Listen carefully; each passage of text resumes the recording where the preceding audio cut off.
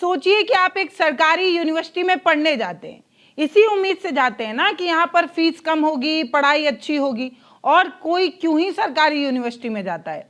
लेकिन क्या हो जब यूनिवर्सिटी वाले एक कॉर्पोरेट कंपनी की तरह काम करने लगे, यानी कि लूट खसोट में लग जाएं। जी हाँ, बिल्कुल सही कह रही हूँ मैं। सरकारी यूनिवर्सिटी भी अब सरकारी नहीं रह गई हैं। उत्तर प्रदेश में जो सबसे बड़ी संस्था में से एक है लखनऊ विश्वविद्यालय, यहाँ के छात्र इन दिनों रो रहे हैं, खून के आंसू रो रहे हैं, क्योंकि इनकी फीस 10-20% नहीं बढ़ाई गई है, बल्कि सीधे 50 से 100% जो है वो बढ़ा दी गई है। इतनी भारी बढ़ोतरी अचानक से कर दी गई। हद तो तब हो गई जब असाइनमेंट लेट होने पर छात्रों को उठक बैठक कराई जाती है। छात्र जो हैं वो हाथ में कटोरा लेकर भीख मांग रहे हैं।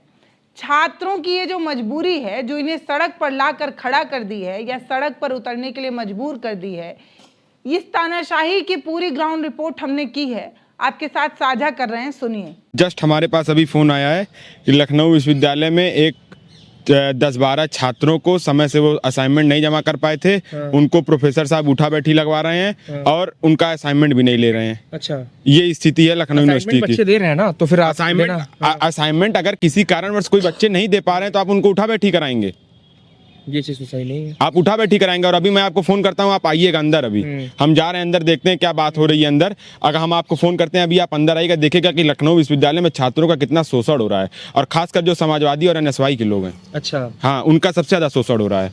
जिनकी फीस 18,000 थी उनको बढ़ा करके 38,000 कर दिया। एडमिशन फॉर्म भरने की फीस जो 800 रुपए हुआ करती थी उसको बढ़ा करके 1,300 कर दिया। यूजी का पीजी का बढ़ा करके सीधा 1,000 से 1,600 कर दिया। तो मैं पूछना चाह रहा हूँ कि आप किसको पढ़ाना चाह रहे हैं विश्वविद्यालय? ये सरकारी संस्थान है, लखनऊ विश्वविद्यालय जो है सरकारी विश्वविद्यालय है। जो गरीब छात्र होते हैं, मिडिल क्लास फैमिली होती है, वो यही सपना देखती है कि लखनऊ विश्वविद्यालय जैसा संस्थान हमें मिलेगा।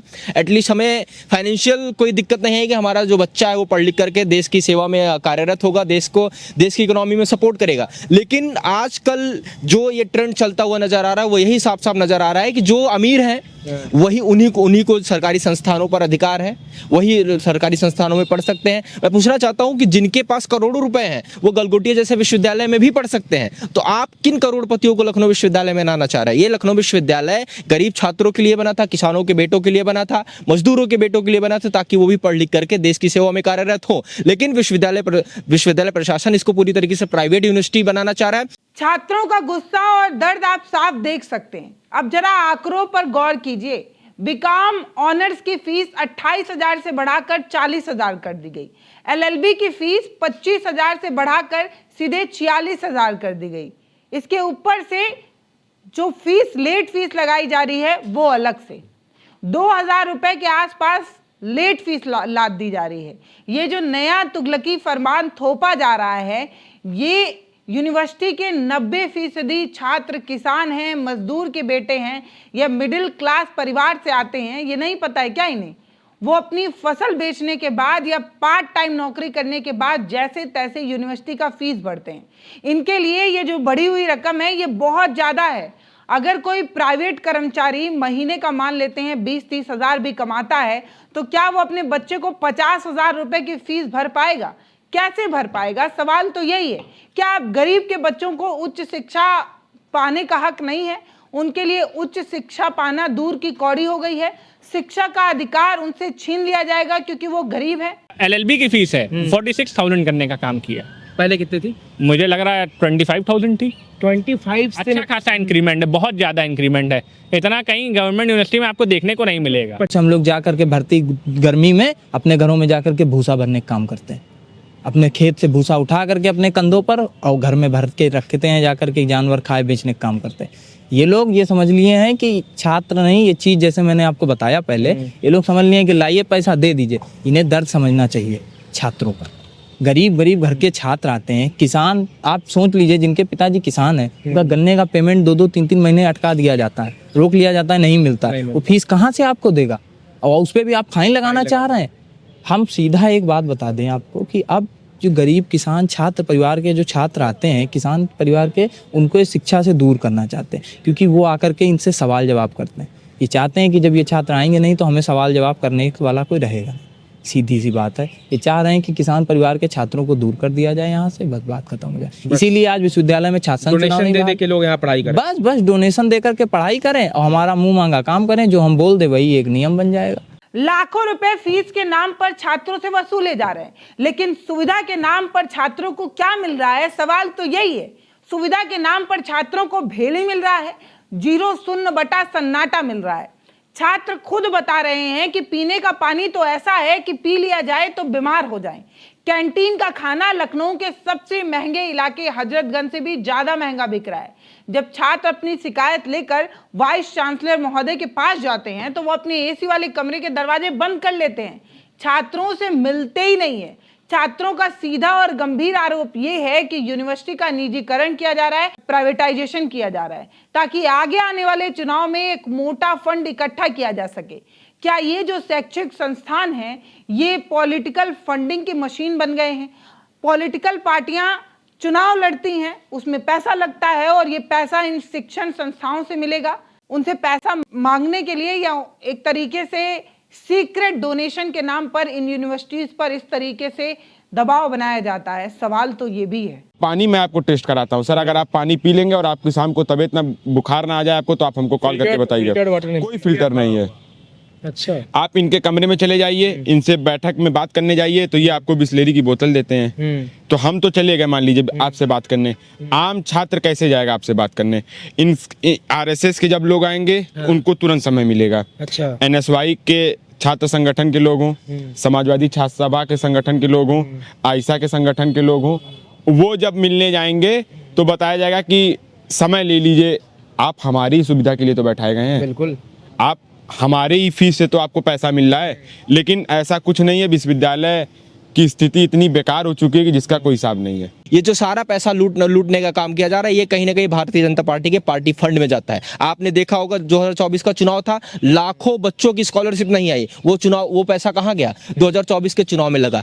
2025 में बिहार समेत कई राज्यों में चुनाव थे, स्मार्टफोन टैबलेट जो वितरण होता है उनका सारा पैसा किसी छात्र को नहीं मिला। वो सारा पैसा कहाँ गया? बिहार समेत तमाम राज्यों में भारतीय जनता पार्टी के चुनाव के प्रचार में लग गया। 2027 में चुनाव है, फरमान आया होगा भारतीय जनता पार्टी की तरफ से कि हमें 100 करोड़ 150 करोड़ दीजिए, हमें चुनाव लड़ना है। तो विश्वविद्यालय प्रशासन हम गरीब छात्रों से लूट रहा है।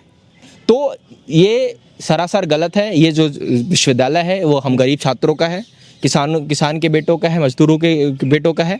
तो उन्हीं का ही विश्वविद्यालय हम रहने देंगे। हर तरह से, जिस तरह से हमसे लड़ाई लड़ी जाएगी हम लोग लड़ेंगे आखिरी सांस तक। और ये जो फीस वृद्धि हुई है, फीस वृद्धि का भी अपना डेकोरम होता है कि 10% बढ़ती है, 5% बढ़ती है, 6% बढ़ती है, सीधे सीधे 50%, 7% फीस नहीं बढ़ती है। तो ये सरासर गलत है। विश्वविद्यालय प्रशासन गरीब छात्रों के साथ अन्याय कर रहा है और हम लोग इसके खिलाफ डट करके लड़ेंगे।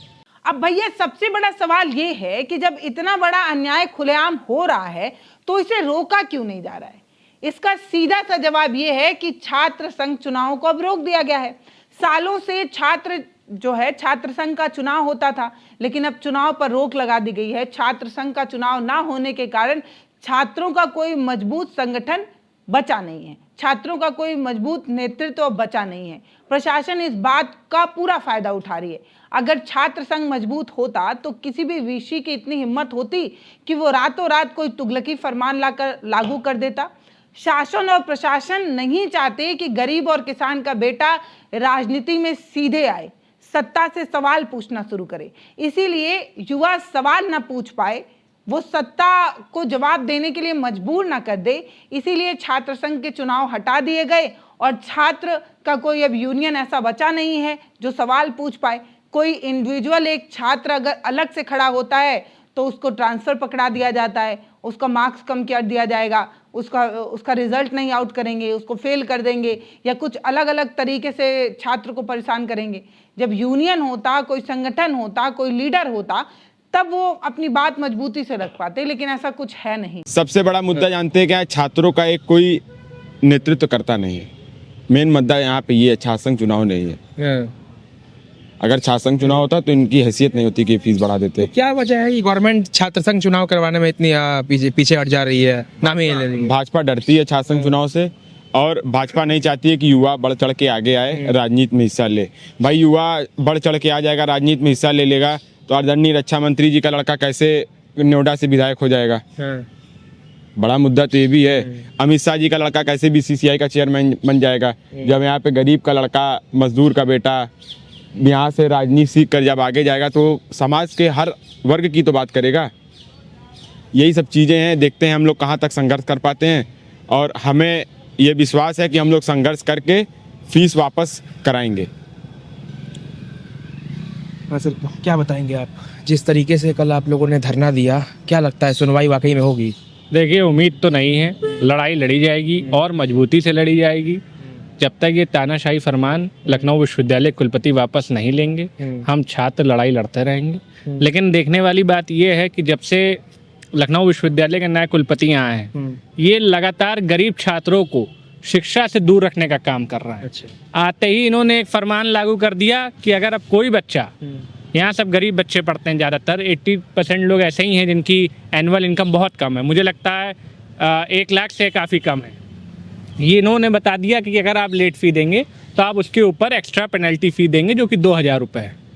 दूसरा, इन्होंने अब फीस बढ़ाने का काम किया। मैं खुद बीकॉम ऑनर्स का स्टूडेंट हूँ, लखनऊ यूनिवर्सिटी में मेरा बीकॉम चल रहा है। अभी जो बीकॉम ऑनर्स की फ़ीस थी सेल्फ फाइनेंस में, वो 28,000 रुपये थी, उसको बढ़ा के 40,000 रुपये करने का काम किया है। डायरेक्ट इतना इंक्रीमेंट। आप अगर आपको बढ़ाना है तो आप 10% बढ़ा सकते हैं, 5% बढ़ा सकते हैं भाई, 2-3 हज़ार ठीक है। हाँ, थोड़ा कि आदमी को इतना वो ना लगे, लेकिन आप तो केवल इसको अमीरों की यूनिवर्सिटी बनाने का काम कर रहे हैं। ये लड़ाई सिर्फ लखनऊ विश्वविद्यालय के चंद छात्रों की नहीं है, ये लड़ाई देश के हर उस गरीब, किसान और मजदूर के बच्चे की है जो शिक्षा के जरिए अपना भविष्य बदलना चाहता है। साल 2016 में भी जब फीस वृद्धि हुई थी, तब इसी तरीके से छात्र जो है वो एकजुट हुए थे, प्रशासन को घुटने टेकने पर मजबूर कर दिए थे। लेकिन आज फिर वही नौबत आई है, लेकिन अब यूनिवर्सिटी के सामने कोई खड़ा नहीं हो पा रहा है। अगर सरकारी यूनिवर्सिटी इसी तरीके से अमीरों की जागीर बनती जाएंगी तो आम छात्र कहाँ जाएगा? शिक्षा कोई बिकाऊ माल नहीं होता है, ये बात यूनिवर्सिटी क्यों नहीं समझ पाती है? जिस पर पूंजीकरण का हक हो, कोई पूंजीवादी एजुकेशन सेक्टर को चलाए, ये ठीक नहीं है। सरकारी संस्थाएं इसीलिए होती हैं ताकि उसका फीस सस्ता हो, बेहतर पढ़ाई हो, ताकि एक आम इंसान भी उसमें पढ़ पाए।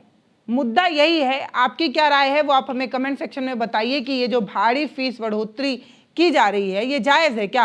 कमेंट बॉक्स में अपनी राय ज़रूर लिखिए, वीडियो को शेयर करिए ताकि सोए हुए प्रशासन तक बात पहुंचाई जा सके, ताकि हुक्मरानों को ये बात बताई जा सके कि हम आपके लिए ही चुनाव लड़ रहे हैं, आपकी हित और हक के लिए हम जो है वो नेता बनना चाहते हैं। ये कहने वाले नेताओं को ये बात समझ में आए कि जब आप इनके लिए चुनाव लड़ रहे हैं तो इनकी आवाज़ भी सुनिए, और उनको सुनाने के लिए हमें और आपको जागरूक होना पड़ेगा। तो अपनी जागरूकता दिखाइए, माननीयों तक ये वीडियो पहुंचाइए।